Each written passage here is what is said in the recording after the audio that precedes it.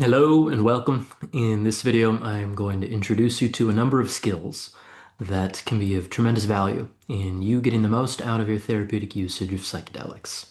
Now, whether you are new to the practice, perhaps you're about to embark on your first journey, whether you have much more experience with various substances and want to take the practice deeper, have a fuller and richer experience, either way, I think you're going to find that these skills can be of great value.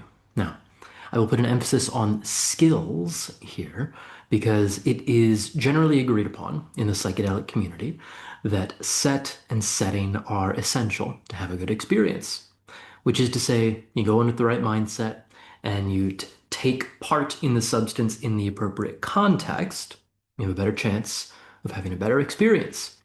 And I will suggest that set and setting are necessary, but not sufficient if we want to get the most out of this.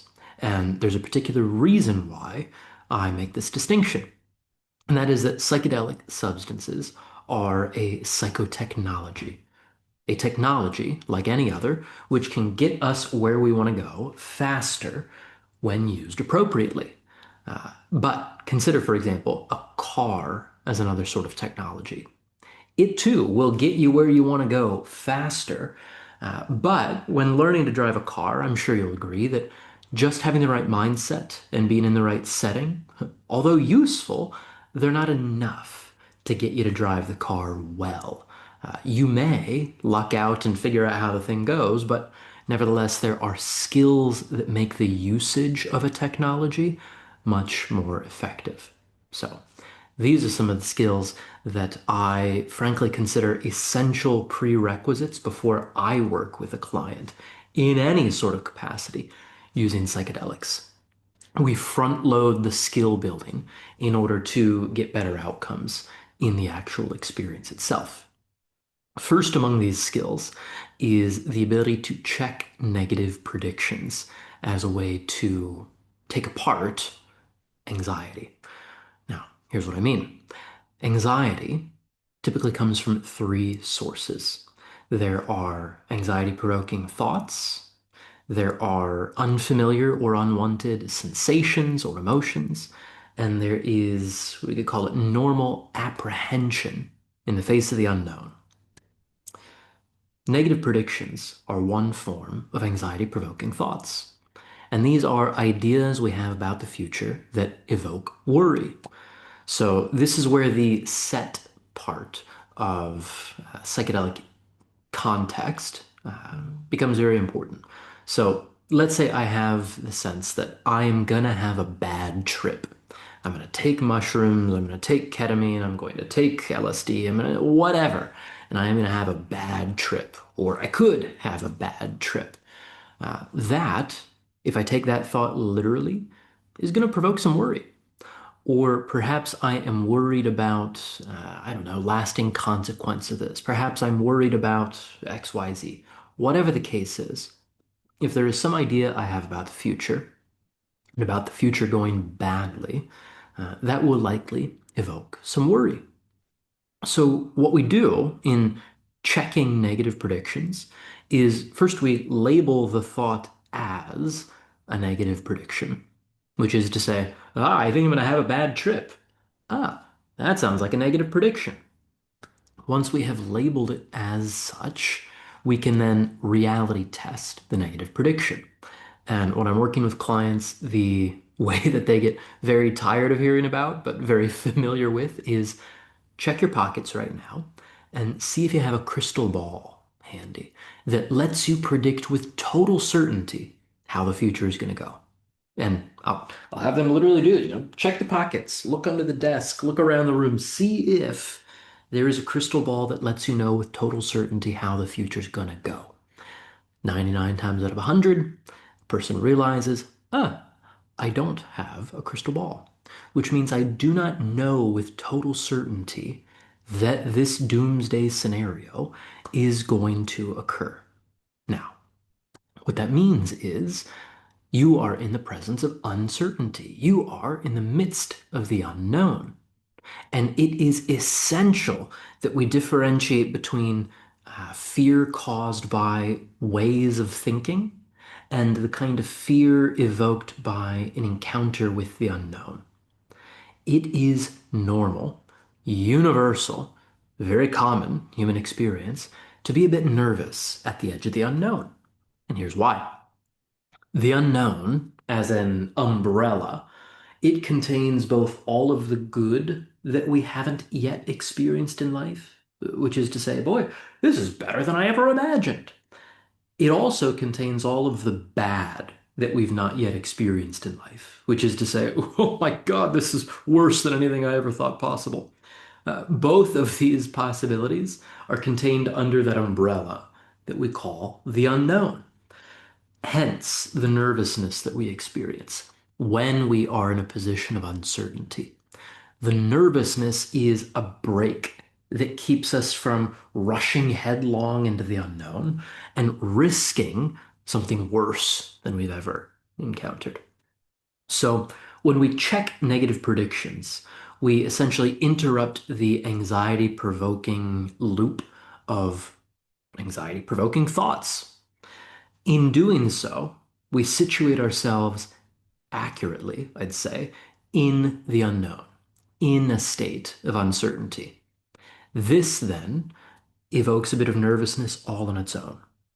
Now, this nervousness, this apprehension of the unknown, and I'll say that this is the second skill. First, we check negative predictions. Then we learn how to muster up curiosity in the face of the unknown. It is very difficult to be both fearful and curious. So when we encounter the sort of normal nervousness in the face of something new and unknown, uh, there's essentially two stances we could take. One is, oh God, what's gonna happen? The very fearful, nervous one. The other is, ah, God, what is gonna happen? The more curious one. You can see that the tone with which I ask that same question makes a world of difference with respect to my relationship with uncertainty and with the unknown. So, first among these skills is being able to check and suspend the tendency toward negative predictions about the future. The second of these skills is being able to muster up curiosity at the edge of the unknown. These two alone can make quite a difference. I find, we need a healthy appreciation of the unknown. The better than we could possibly imagine is really only available to us if we can muster up a kind of cautious curiosity.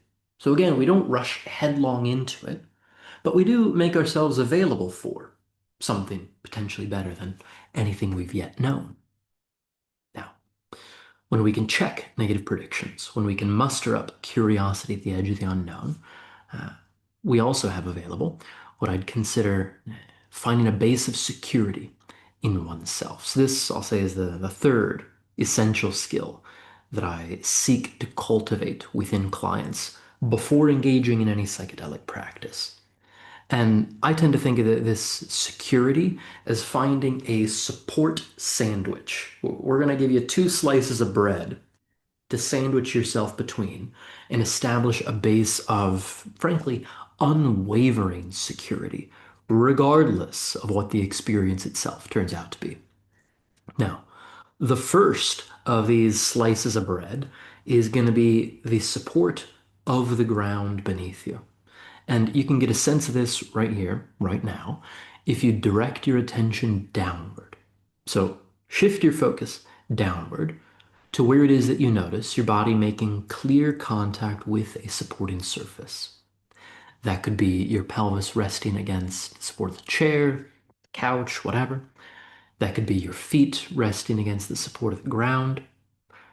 The importance of this is that you know you are not going to bottom out in the experience. Regardless of what is going on, you are held by a supporting surface. This is something that became very apparent to me early on in my psychotherapeutic training. Uh, Patients would bring all kinds of stuff to me that Chandler, the person, didn't know what to do with. I'm a 30-something-year-old guy. What am I going to tell you about this horrible scenario. Fortunately, by virtue of my background in somatics and embodiment practices, I had some sense of body awareness. So what I would do is I would find my base of support. I would notice the chair. I would notice the floor. And I would establish a clear bodily connection to that supporting surface. And what I would do is I would take a stance within myself of taking on whatever this person is sharing with me, sending it down in my awareness, and trusting that regardless of what this is, the earth has seen this before. So I would listen receptively to whatever my patients were telling me. I would send that down in my awareness to the support of the ground, and I would listen to whatever it was that would come up in response. And I found that when I could have that trust that the earth has seen this before, and when I could establish a bodily connection to the support of the earth, boy, it became much easier to face whatever it was that was there between us. So this is the first slice of bread in your support sandwich.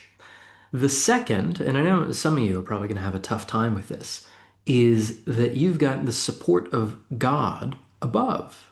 And look, if you need to use other terminology for this, fine. I'm going to suggest that you're wrong, but that's okay. Uh, I'm going to call it God. You can call it whatever. The term does matter, I think. I mean, you want to use whatever is most available to you. I'm just going to say that with God above and ground below, I'm good. Because I know the earth has seen all this before and can hold it. And frankly, with God on my side, what can't I do? So with God above and ground below, I'm held. I am held in perfect security. Uh, I'm unflappable when I have these two supports in my awareness. So you're going to come into this in whatever way you need. Maybe you're one of the people that says the universe has your back. Cool. Maybe you have a sense of God as the governor of your life. I'm going to say that makes things way easier, but you do you, boo. Whatever you need to make it through, it's all good.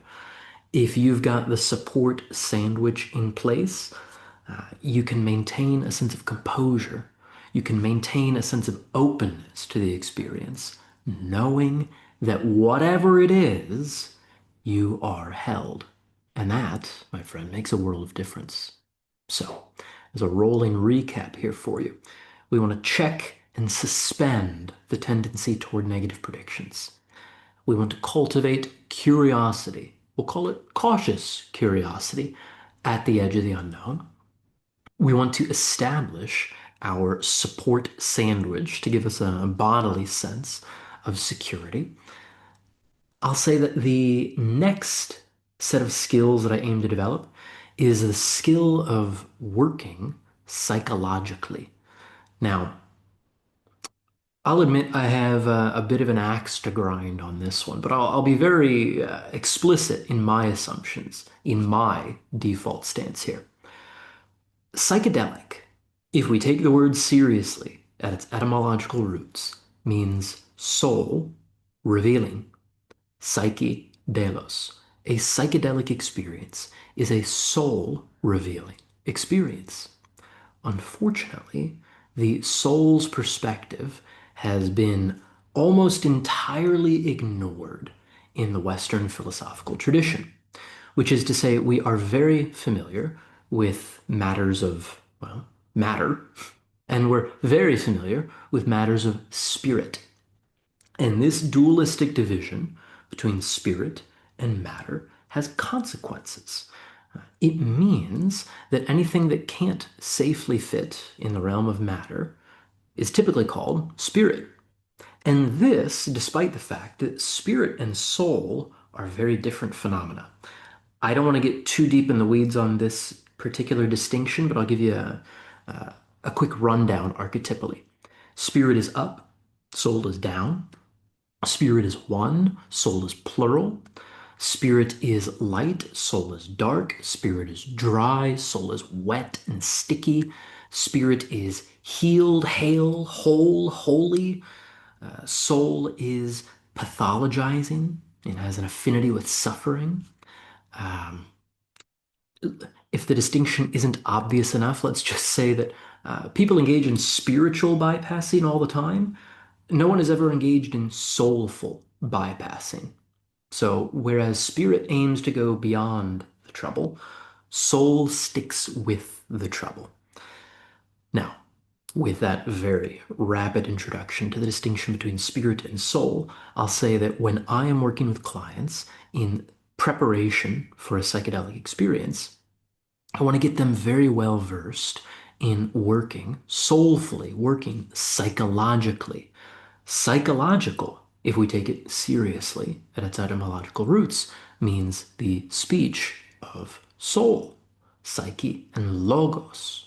So, how do we do this? Well, dreams offer us a paradigmatic example.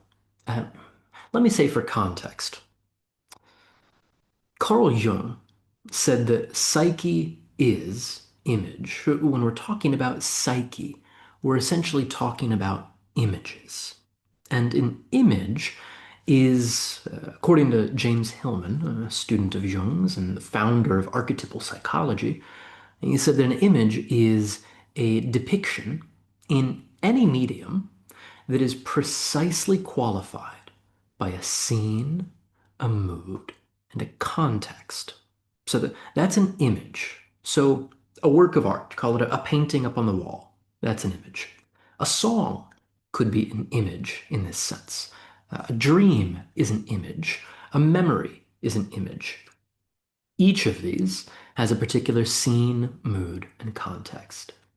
So, Carl Jung, again, said that psyche is image. Now, Hillman, whom I mentioned, he extended and elaborated this. He began with an inversion. He said, well, if psyche is image, then perhaps image is psyche. In other words, images are souls. And boy, if that's the case, we have an ethical imperative to meet them as such. So, what would it mean to meet an image as a soul? Well, partly it would mean to welcome that image in on its own terms. So when we work psychologically in this way, when we work from the soul's perspective, we give images a kind of dignity. We let them have an autonomy of their own.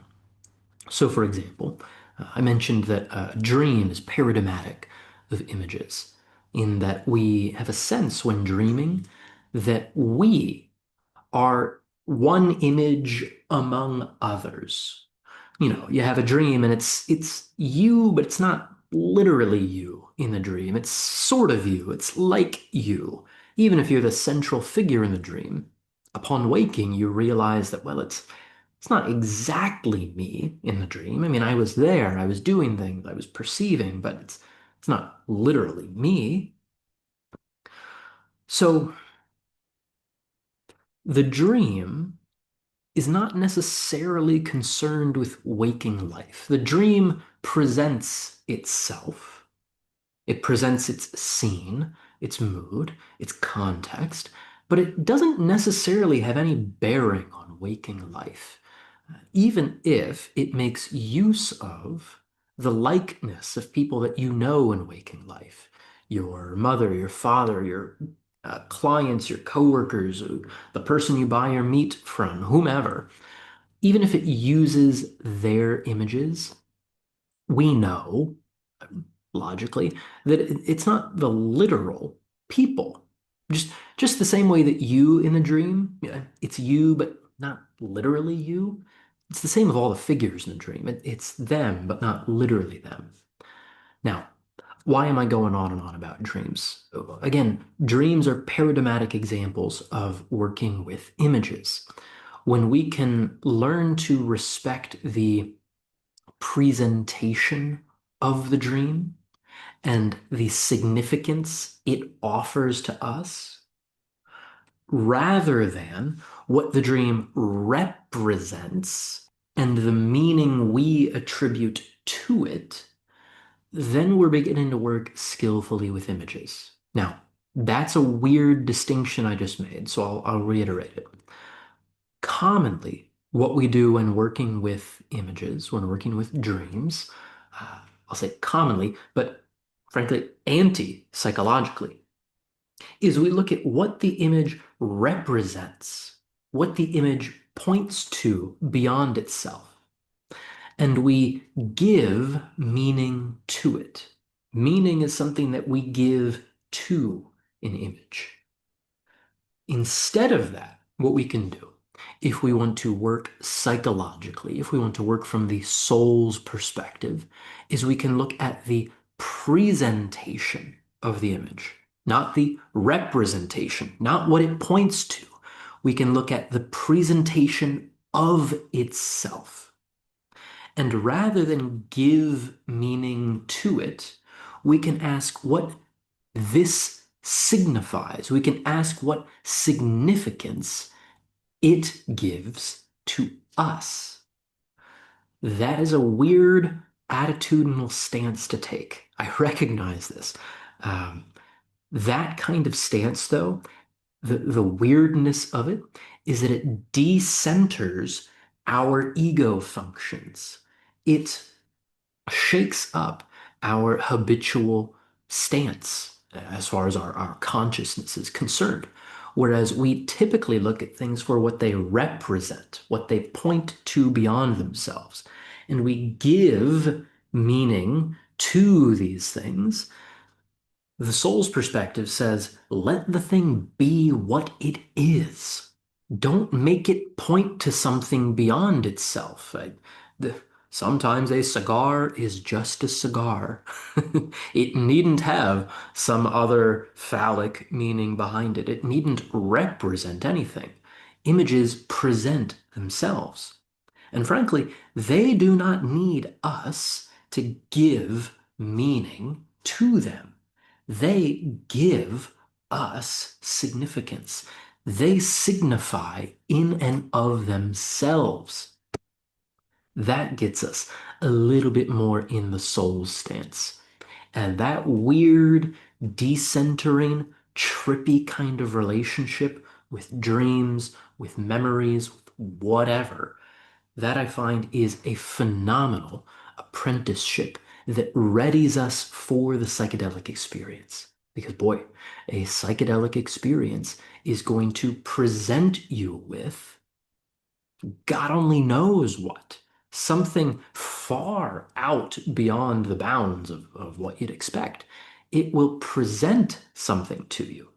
And I will suggest you would do a disservice to the experience as such if you look for what it represents.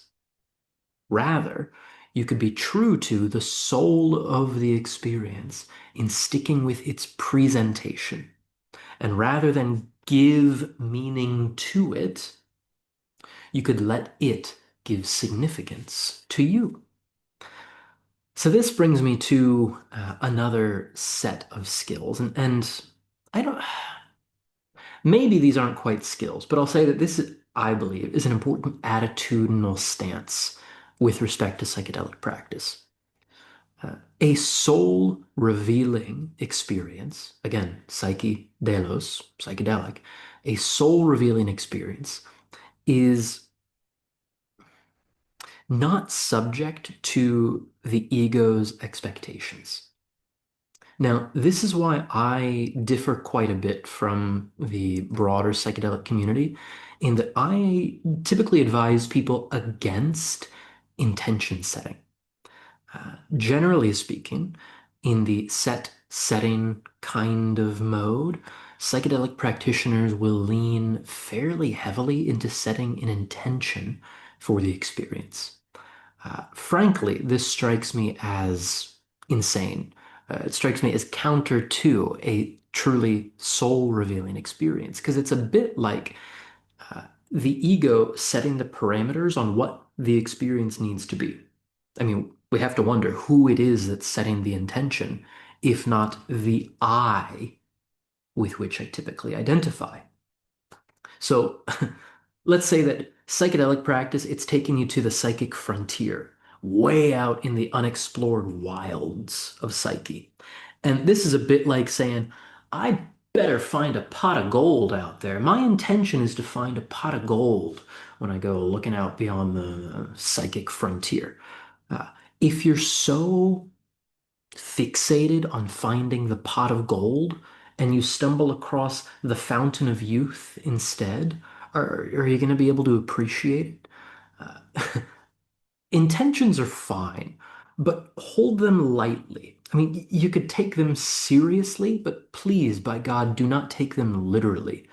Uh, I find that frankly, the formal nature of intentions aims to bracket and put guardrails around the experience when what we're looking to do, I think, in a psychedelic, a soul revealing experience is let loose the guardrails. We're looking to deconstruct the familiar constructs with which we experience ourselves and our world.